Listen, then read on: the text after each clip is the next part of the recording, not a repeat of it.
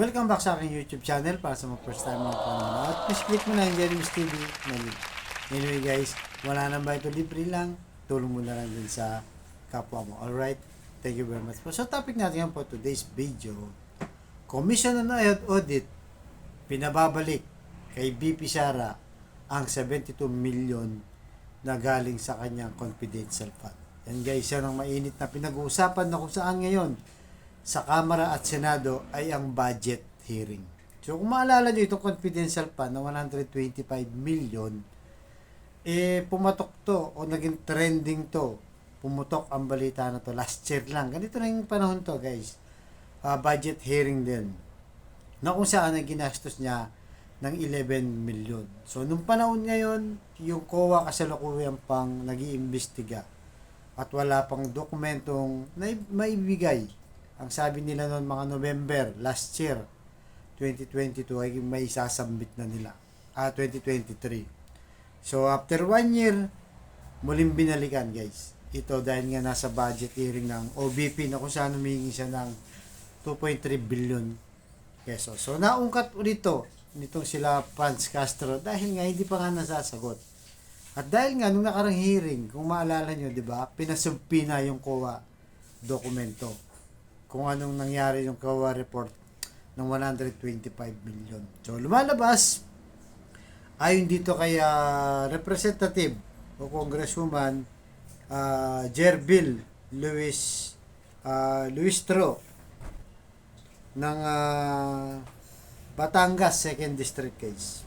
Ang sabi niya dito, there's a notice of disallowance na nagsasabi ang 72 million out of 125 million of confidential fund ay hindi nagamit ng naaayon.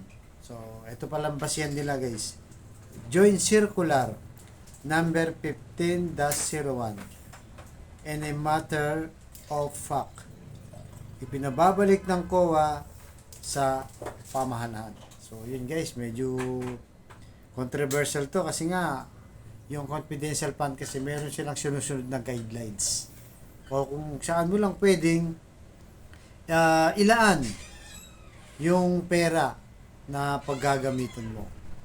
Kaya naging controversial yan kay Vice President Inday Sara. Pero sana guys, kasi alam ko, marami pa mga civilian agency ng gobyerno na nakakuha ng confidential fund last year.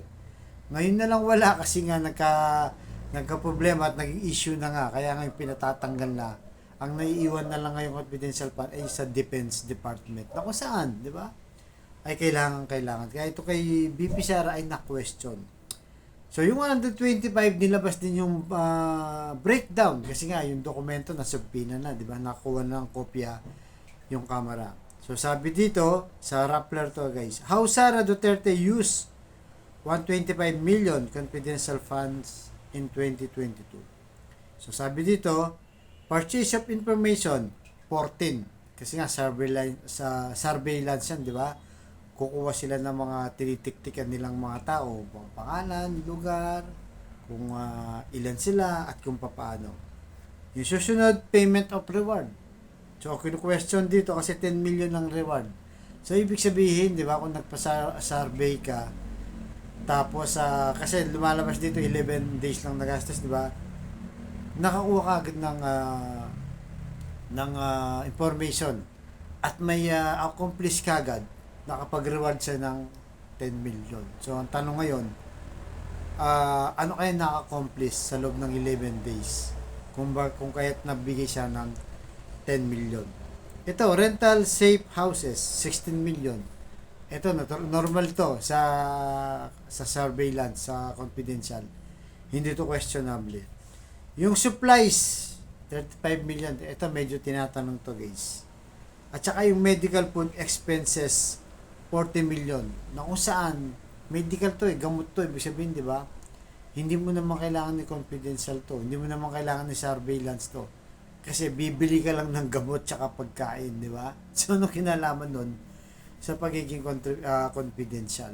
So, medyo taliwas, di ba, doon sa guidelines. At incentive and travels. So, yan guys, yan ang breakdown ng 125 million na kung saan ay binubusisi ng kamera.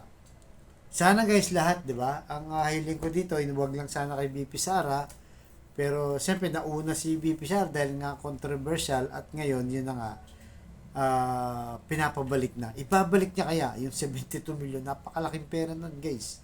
Pero kuha na kasi mismo nagsabi niyan na kailangan ibalik sa pamahalaan. Ano kaya susunod ni step ni Vice President Sara? At sana kahit yung mga ibang agency, sana ganun din ang gawin nila, di ba? Busisihin din. Baka kagaya nung kay Vice President Sara, mali rin ang paggamit. Hindi naaayon do sa Joint Circular 05-01 na kung saan ay yung pera tayo ginagamit lang sa confidential at surveillance na kung saan may kinalaman lang sa pwedeng national security, di ba? Hindi sana kung ano-ano lang binili diyan para lang lumabas na nagastos, tapos ito 11 days pa. So kaya guys, anong masasabi nyo dito ngayong budget hearing? Actually guys, pera natin to, di ba? Janitor ka man, security guard ka man, sales lady ka, construction worker, lahat tayo. Nagpapagas ka ng motor, lahat yan may tax eh. Kakain ka sa Jollibee, sa 7-Eleven, lahat ng iniipon na tax nito, iyan ang pinambabudget ng gobyerno. Kaya lahat tayo dito guys, may pakialam. At sana hiling natin, wag lang si Vice President Sara, lahat ng binigyan ng confidential fund ay busisihin nila, di ba? Para yung pinagpaguran natin mga simpleng tao lang, ordinaryong tao na higit na nakakarami sa pagbayad ng tax ay mapunta naman sa tamang project na kung saan ay makikinabang lahat. Hindi yung gawa-gawa lang kung saan ang dadalhin yung pera para lang nila ma-liquidate o ma-account, di ba? So sana mahabol yung mga ganitong nagagamit na pera na taliwas sa mga circular guidelines ng ating gobyerno. Alright guys, ganito lamang po. Abangan nyo susunod kong vlog.